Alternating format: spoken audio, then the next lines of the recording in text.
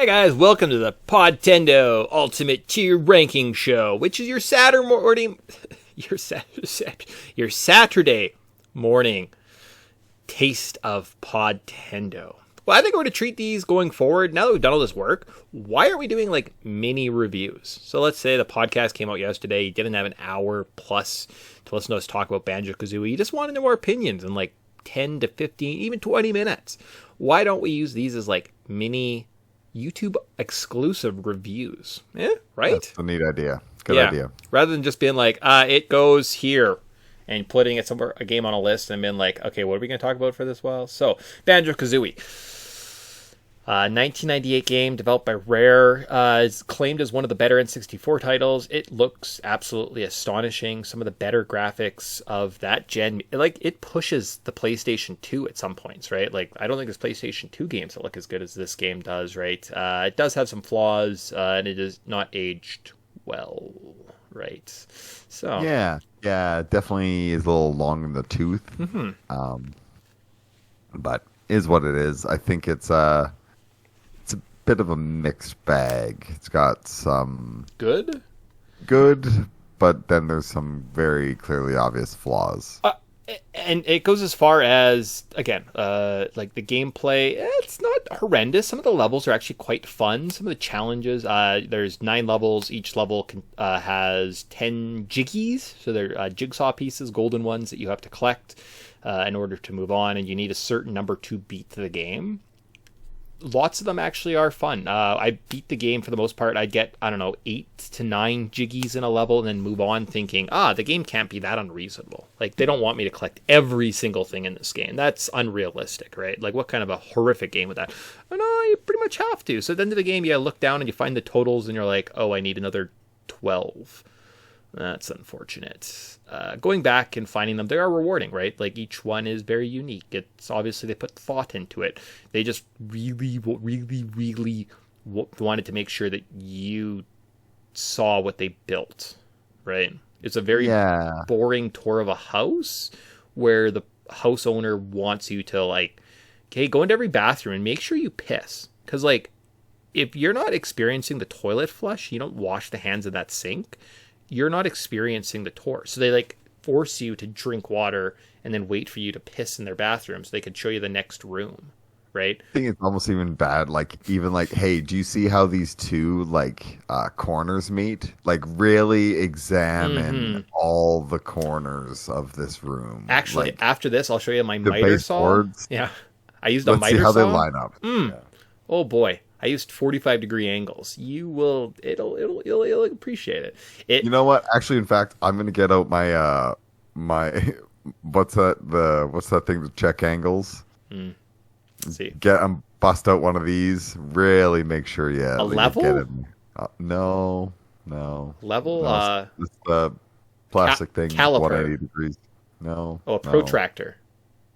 Yes. Cool. Yes. Well, your analogy fell apart when you didn't remember protractor. All right, so that's this game in a nutshell. Now we have to ask ourselves tough questions, right?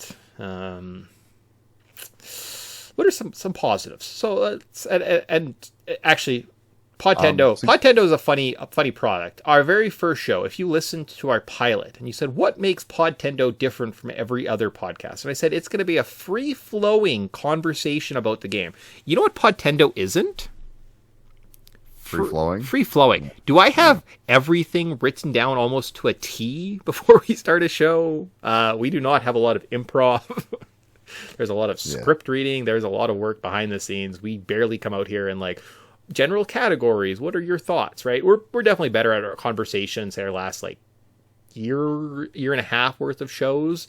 Yeah, we're getting better. Yeah. But anyways, the good part because it's not free. Banjo-Kazooie. What I was going to say was it's not free flowing. What these reviews can do is we have nothing scripted. We didn't plan anything in advance, so we can have a bit more of a free flowing discussion here, right? So you were going to say one of the positives of Banjo-Kazooie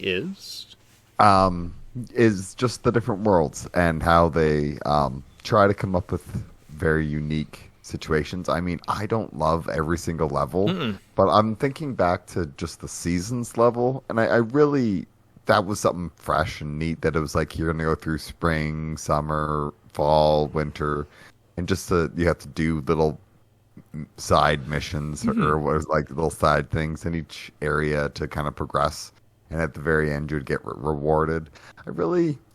I thought that was very ambitious and very cool, and all the different characters that they created it was very unique. So it made it very approachable, and you can spend a lot of time in this game. And I think sometimes we get like a little lost in like trying to get so many games done. Yes. That it's like we don't stop and sniff the roses. This, I think, as if you're a kid and this was your only game on Christmas morning, you would really, really love it. Sure, 100%. I'm playing this game for fun. This is my game I'm playing while I ride my spin bike for the next couple months. You know, I put 45 minutes every single day, every single morning into this game. Yeah, you're right. I would actually have a really fun time with this game. And I had a fun time for probably the first 5-6 levels, where that's how I approached it. But then we have deadlines. We have big Zelda games dropping in our laps. We have summer in May in Canada. So I'm outside more. I want to explore things. I want to be able to go out. I want to have like fun with my family, right? I can't just dedicate that. I'm not a free time millionaire as a child, right? So this game is a little bit more jaded in my eyes, especially this is my first time going through it, right? And you probably experienced similar. Oh, 100%. I think we're both kind of like, we have very like mixed feelings on this, but it was like a lot more negative than it was positive. And that's because if you're just playing it casually as a kid and you're a free time millionaire, it's like you can kind of overlook some of the flaws. Whereas we trying to complete everything in a tight deadline, it's like, man, why did you do it this way? Why didn't in the timed sections, why didn't you just give me an extra 2 seconds?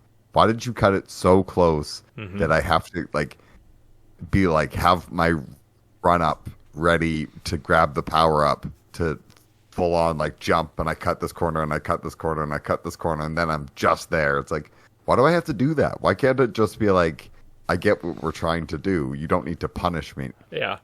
And then fighting the camera the whole way around, and then fighting bad, sometimes janky, like just physics. It's like, this is hard. It doesn't need to be unnecessarily hard when you're trying to make an approachable collectathon.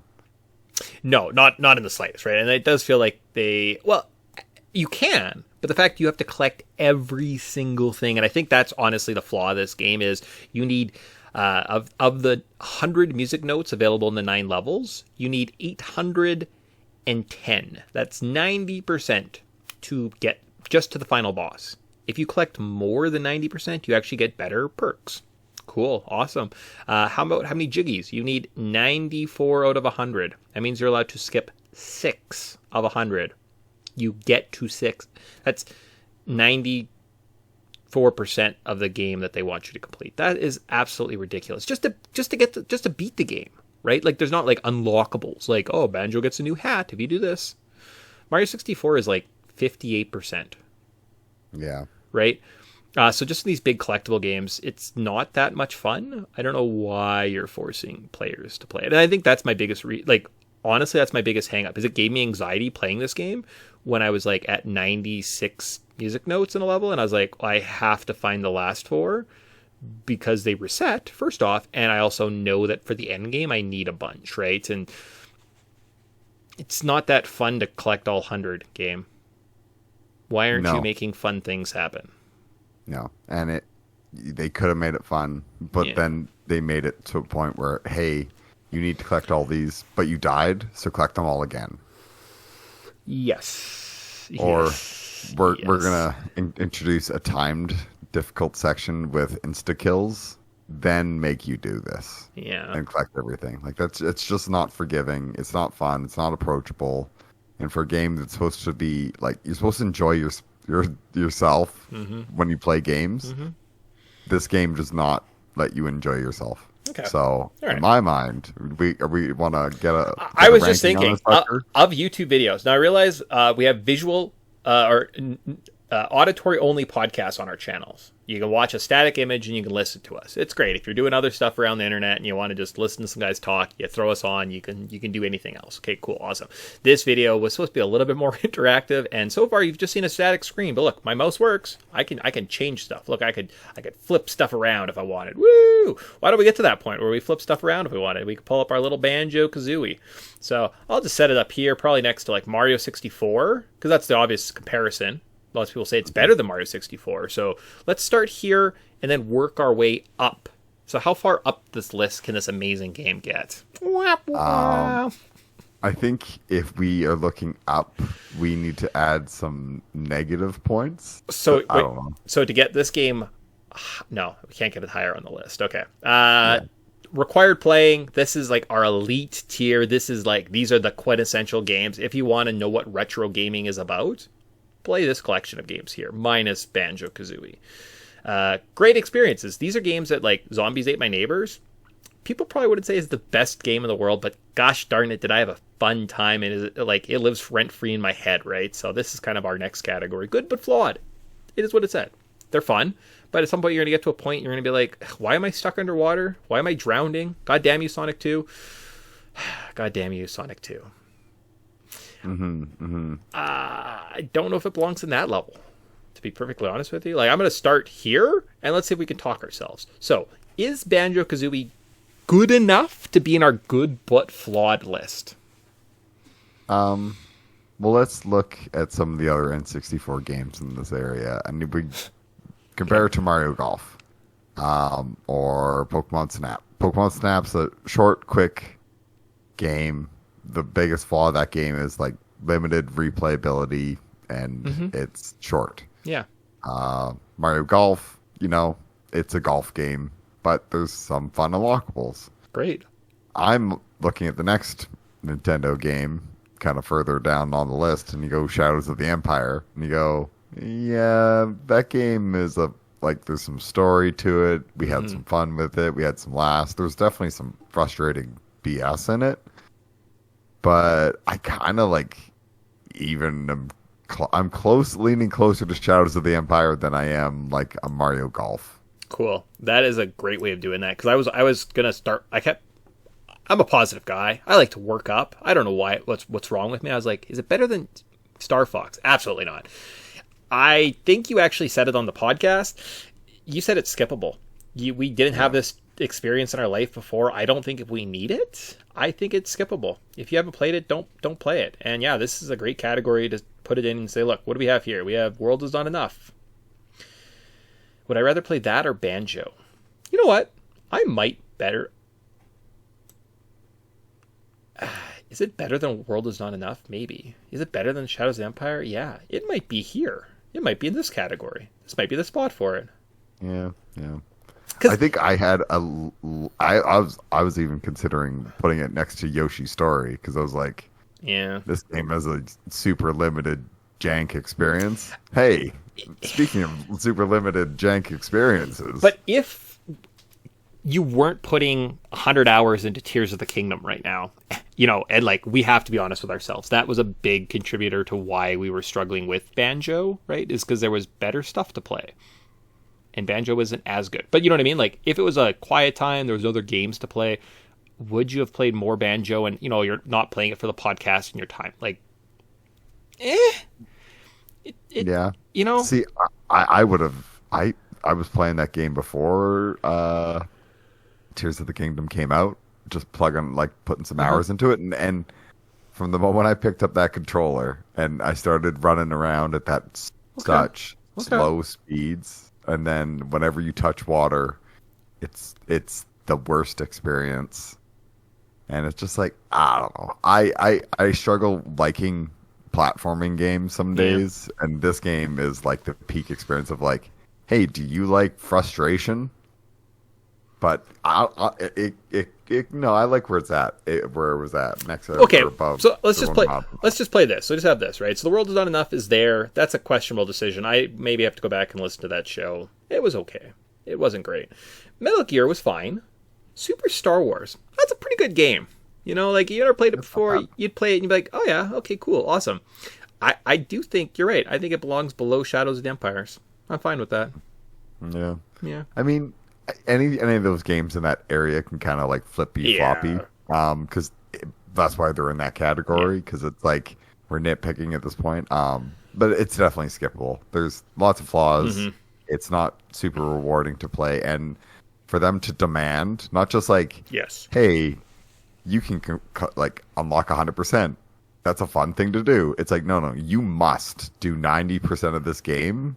That's like setting the pass fail on a test at 90%. Was that a fun test to write? Hell no. That is a stress. That is a test that gives you anxiety. Yes. Whereas like, let's say Mario, where it's like the fails at 60. Would you rather write the test at 60 or the test that fails you at 90?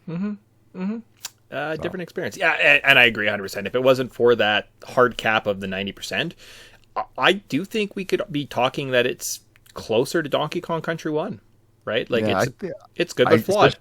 Yeah, and there's lots of like fun, neat areas to explore and some cool characters. If I could play the game at my leisure, knowing that once I got to 60%, I was good, so I could play through the first 6 levels in full, check out the next areas, maybe grab 1 or 2 pieces, move on. Yeah, you're damn right. I'm playing this game again. It's fine.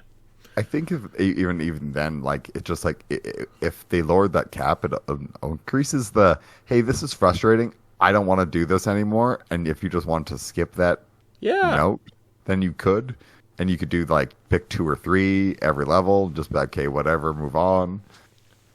No, but to have them like take it away, like the rare replays how I played it, so I was having an easy time. If that added that frustrated on top of this, I probably would not even finish this game, to be honest with you. So there you go. So Banjo-Kazooie, you are okay but skippable. If you're a fan of Banjo-Kazooie, please leave us a comment below. We will read and we'll interact with you.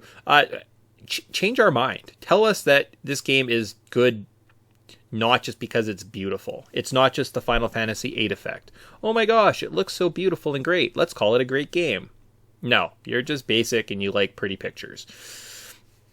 And it's okay to like that, but just recognize there's more to it experiences than just that, right? So as a result, because of that hard cap, you actually knocked yourself down, Rare. You're down here. You're hanging out with, well, I guess you didn't make that game, but...